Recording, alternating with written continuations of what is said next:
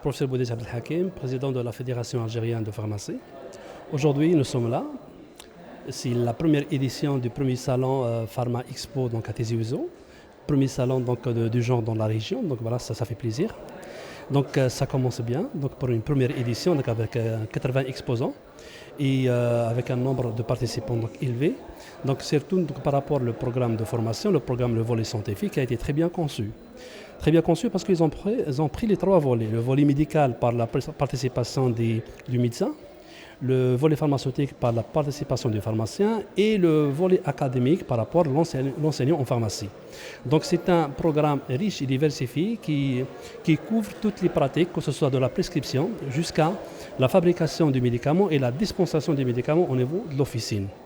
Alors aujourd'hui, donc, on a eu l'échange pour pas mal de présentations et par rapport donc, à ma présentation et mon intervention qui est portée sur les avancées technologiques dans le monde, l'adaptation du marché algérien, donc quel aspect technologique maîtrisé en Algérie pour la fabrication des produits de cette catégorie, que ce soit pour les biotech, que ce soit pour les biosimilaires, pour les cytotoxiques ou bien pour les dispositifs médicaux qui demandent une haute technologie. Puis, donc, on a donné l'état des lieux, donc l'actualité du marché algérien en termes de valeurs, chiffres et technologies maîtrisées. Puis, donc voilà, on a parlé un petit peu de le rôle du pharmacien, pour faire face à cette évolution technologique, pour la maîtrise et quel est son rôle pour promouvoir toutes ces avancées technologiques pour assurer le confort, bien évidemment, de l'investisseur, le confort également du patient.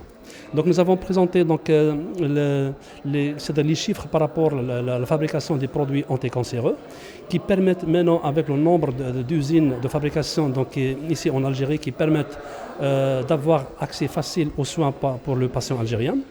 Nous avons parlé également de l'existence de l'investissement en termes de biosimilaires et fabrication. Donc nous avons 2 usines de biosimilaires, voire 3 usines qui sont maintenant agréées. Et nous avons pas mal de projets pour un partenariat dans le conditionnement secondaire.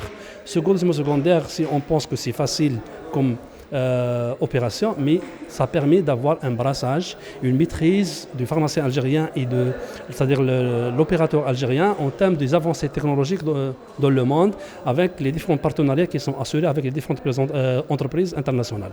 Nous avons parlé également de l'évolution du marché de fabrication des dispositifs médicaux et le réactif de diagnostic. Ça aussi, c'est un volet qu'on ne peut pas ignorer. C'est un volet très intéressant parce que nous avons pas mal de fabrication. Donc voilà, pour un chiffre de $1 milliard, nous avons jusqu'à 300 millions de dollars des produits qui sont fabriqués ici en Algérie. C'est important. Et maintenant, donc voilà, il faudrait également que le pharmacien industriel hospitalier ou bien pharmacien d'officine s'aligne pour promouvoir cette avancée technologique en termes de la fabrication des dispositifs médicaux et la dispensation correctement. Donc voilà, c'est par exemple, on a besoin d'expliquer aux patients par rapport à la voie d'administration, par rapport à l'utilisation et par rapport aux conditions de conservation, etc.